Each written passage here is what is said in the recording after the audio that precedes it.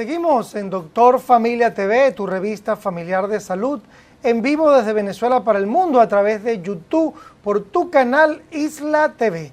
Y seguimos conversando con el colega Edgardo Medina Rodríguez. Él es médico cirujano y especialista en otorrinolaringología. Veníamos conversando de todo lo que es la higiene del aparato ORL y hablábamos del lavado del nasal, ¿no? Con solución fisiológica. Nos va a dar la receta para la solución fisiológica, ¿no? Tan necesaria en estos tiempos de crisis. Sí. Bueno, lo común, lo normal es que pudiésemos lavar la nariz con solución fisiológica, pero el costo de la solución fisiológica en algunas partes ha llegado hasta 1 millón de bolívares. La verdad que los ingresos del venezolano no son así como tan suficientes como para poder utilizar 1 millón de bolívares en una solución fisiológica. Y bueno, me ha permitido esto buscar la alternativa y estoy utilizando en aquellos pacientes de bajos recursos, pues el agua mineral, pero realmente que sea agua mineral, porque hemos observado que pareciera que en muchos envases de agua mineral estuviera viniendo simplemente agua filtrada que se coge un mal olor a los 3 días. Pero el agua mineral como tal, pues como pura, sí pudiese ser utilizada. Yo les recomiendo a mis pacientes que esta agua mineral, aunque sea mineral, la hiervan. Unos 600 cc, que es el frasco mediano, lo hiervan y después de estar hervido lo dejen enfriar. Y cuando esté todavía un poco tibio, le agreguen sal, una cantidad de una cucharadita de esas de postres rasa. Eso es un equivalente a unos 4 gramos más o menos. Se la echen a eso, lo disuelvan y cuando esté totalmente disuelto, esperen que esté totalmente frío y le agreguen la mitad de un frasco de cualquiera de esas gotas nasales. 7.5, la mayoría de las gotas nasales traen 15 cc y le agreguen 7.5 cc, disuelvan esas gotas nasales en esos 600 cc de agua mineral con sal y nuevamente la echen en el envase de agua mineral y la mantengan en la nevera, no en el área muy fría, sino que se mantenga un poco fría y de allí pues pudiesen tomar la cantidad que recomendamos, o en el caso mío yo recomiendo siempre unos 6 cc en cada fosa nasal en la mañana y en la noche. Y eso va a mantener un área limpia. Por supuesto que esto lo hacemos en pacientes que llegan con una patología nasal donde hay una secreción nasal amarillenta o verdosa, o una secreción, o el paciente se está quejando de mucha obstrucción. Y entonces esto lo va a ayudar mucho. Damos un tiempo prolongado, por lo general yo mando este tipo de tratamiento entre un mes a 3 meses. También acompaño este tratamiento con antialérgicos y antihistamínicos orales. Y ante la escasez de medicamentos que tenemos, esa ha sido una alternativa que ha ayudado a muchos pacientes. Por eso, pues, lávese su nariz y usted verá que los riesgos de producir una infección, una rinitis alérgica, una rinosinusitis disminuirán grandemente. Ahora, ¿es cierto que algunos tipos de gotas nasales generan adicción? Sí, eso es una verdad. Hay personas que en un principio cuando algún farmacéutico o ellos mismos, un amigo les recomienda unas gotas nasales, van y utilizan las gotas nasales. Las gotas nasales al principio parecen favorables, o sea, gracias a Dios que llegó la gota, pero el problema es que el organismo va reaccionando y va haciendo un efecto de rebote. Cada vez que te aplicas la gota hay una vasoconstricción a nivel de la mucosa, la persona puede respirar mejor, pero en la medida en que vayas utilizando la gota se va cortando el tiempo de acción de las gotas. Entonces cuando la utilizabas 2 veces al día, va a llegar el momento en que la utilizarás 3 veces y un poquito más la utilizarás 4 veces y llegará el momento en que te gastas un solo frasco de gotas nasales porque 1 hora pudiese ser solamente el efecto de las gotas. Esto lleva a una patología que en otorrinolaringología la llamamos una atrofia de la mucosa nasal.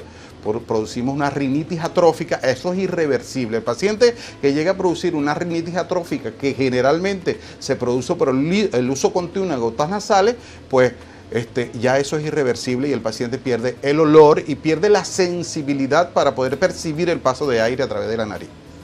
sea, no sabe si respira o no. No sabe, aun cuando tenga unos buenos, porque cuando se produce la rinitis atrófica, la mucosa se atrofia y los espacios son grandes, se empiezan a llenar de costra porque la persona no siente ni siquiera si tiene costra o tiene moco dentro de la nariz, porque pareciera que se mueren las terminaciones nerviosas que están ahí en la nariz, que perciben y hacen que el cerebro reaccione para poder permitir el paso de aire o destapar las fosas nasales. Entonces se pierde esa percepción y la persona entonces puede acumular costras o moco nasal que no la percibe, y esto, aun cuando tenga espacio suficiente, no hay percepción del paso de aire y la persona entonces va a acudir a seguirse echando gotas cuando ya no va a hacer nada porque no hay terminaciones nerviosas que reaccionen ante lo que debería ser unas gotas nasales. Mira, o sea, que como todo principio médico, no se automedique. Las gotas tienen su indicación, porque sí, mira a dónde los puede llevar, ¿no? Sí, nosotros generalmente recomendamos gotas nasales por un tiempo prudencial. Un tiempo prudencial. Utilizamos más bien, ya en las patologías, utilizamos más bien productos que contengan esteroides tópicos. Estos productos, estos esteroides tópicos ayudan mucho a la mucosa, primero a desinflamarla y a permitir que las terminaciones nerviosas se hagan más superficiales en la mucosa y la persona pueda, en primer lugar, tener la mejor percepción del paso de aire y, en segundo lugar, tener la mejor percepción del olfato. O sea, esto lo podemos utilizar. En mi caso he tenido experiencia de pacientes que he tenido durante dos años con tratamientos con estos esteroides tópicos y han mejorado de tal manera que eran pacientes incluso que presentaban hiperreactividad bronquial con frecuencia, llevándolos a cuadros asmáticos, y que han desaparecido los cuadros asmáticos y los cuadros riníticos cuando se han hecho tratamientos durante 2 años controlados y en forma decreciente, o sea, yendo de lo mayor a lo menor. Y esos pacientes realmente han dado muestra de que el tratamiento controlado es efectivo en todos los pacientes con rinitis o rinosinusitis alérgica. Hablando de la patología de la faringoamigdalitis, que es muy frecuente, ¿cuándo un niño deben operarle las amígdalas o no? Sí, hay pautas establecidas para la indicación de una adenoamigdalectomía, pero nosotros generalmente tomamos pocas de esas pautas. Aquellos médicos que ejercemos la medicina, la otorrinolaringología con criterio, pues damos un compás de espera y estimamos que entre los 3 y los 5 años deberíamos operar al paciente que ha presentado, en primer lugar, cuadros de faringoamigdalitis a repetición con procesos mayores de 3 años a 3 veces al año. Algunas veces esperamos un poco más. También le indicamos la adenoamigdalectomía a aquellos pacientes que presentan cuadros de otitis medias a repetición. Indicamos también cuando el paciente tiene... Eso es por la misma razón, ¿no? Porque las infecciones de las amígdalas te producen infección en el oído. Claro, porque cuando hay el crecimiento de las amígdalas generalmente está acompañado del crecimiento de las adenoides. Y las adenoides están en el área de la rinofaringe, que es donde están los orificios de comunicación de las trompas de Eustaquio que llevan el aire desde la rinofaringe hasta los oídos. Cuando las adenoides crecen, obstruyen estos conductos de las trompas de Eustaquio y el oído empieza a afectarse porque las presiones dentro del oído medio empiezan a hacerse negativas y empiezan las patologías otológicas, empiezan a producirse las otitis medias.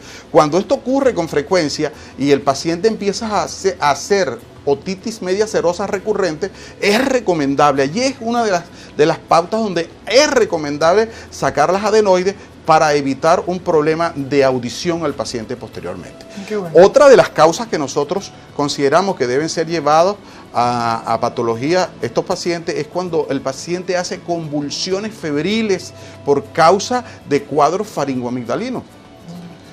Es importante porque en la medida en que el paciente haga crisis febriles y haga convulsión, está deteriorando el nivel neurológico de estos pacientes. O sea, estás protegiendo la parte neurológica operándose las amígdalas. Por eso es una de las condiciones o de las pautas que se toman para poder hacer la adenoamigdalectomía en estos casos.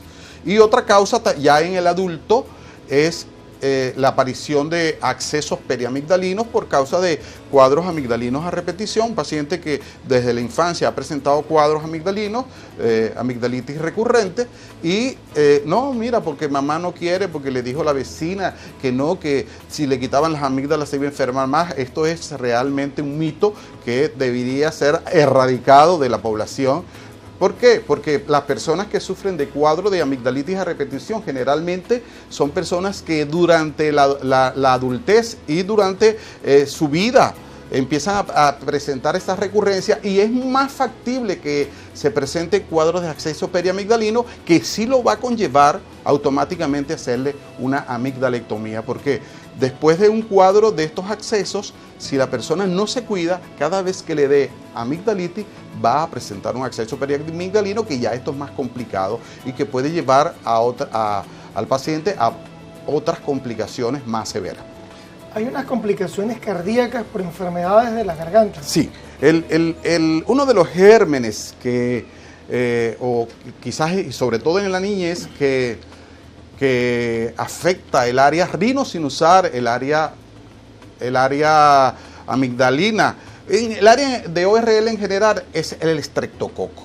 Y el estreptococo, aunque uno lo ve muy comúnmente en las infecciones respiratorias y en las infecciones del área de ORL, el estreptococo empieza a afectar, empieza a formar una molécula, un antígeno anticuerpo que produce alteraciones no solamente a nivel de las articulaciones, no solamente a nivel de los riñones, que es quizás la primera complicación que presenta, sino que también va a llevar al paciente a hacer una carditis estreptocócica, que eso puede ser mortal. Generalmente, cuando estos pacientes, sobre todo en la infancia, no se les trata adecuadamente, el estreptococo produce en ellos una afección tal que pueden afectar los riñones y llevar al paciente a una glomerulonefritis estreptocócica, que puede ser mortal incluso en los pacientes, y llevarlo a una insuficiencia renal aguda y posteriormente llevarlo a una insuficiencia renal crónica, y entonces dejaría a un paciente de estos expuestos o a un trasplante renal o a una diálisis permanente durante toda su vida. Y todo comenzó con una simple infección en la garganta. Exactamente. Eso es lo que nosotros tratamos de evitar algunas veces en los pacientes, y se lo recomendamos a los padres, a las madres, que son las que generalmente llevan a los niños, que cuando estos muchachitos, estos jovencitos empiezan a presentar infecciones recurrentes, pues tratarlos, y ya cuando el número de infecciones pasa por encima de lo que es la pauta que tomamos, pues no queda otra condición, otra solución, sino operarle de amígdalas y adenoides para evitar complicaciones que serían más graves y que pondrían en riesgo la vida del paciente. Bueno, en la próxima parte vamos a seguir conversando de estos temas tan interesantes, y nos va a decir con qué se limpian los oídos. En la próxima parte, con el doctor Edgardo Medina Rodríguez, especialista en ORL. Ya regresamos en Doctor Familia TV, tu revista familiar de salud.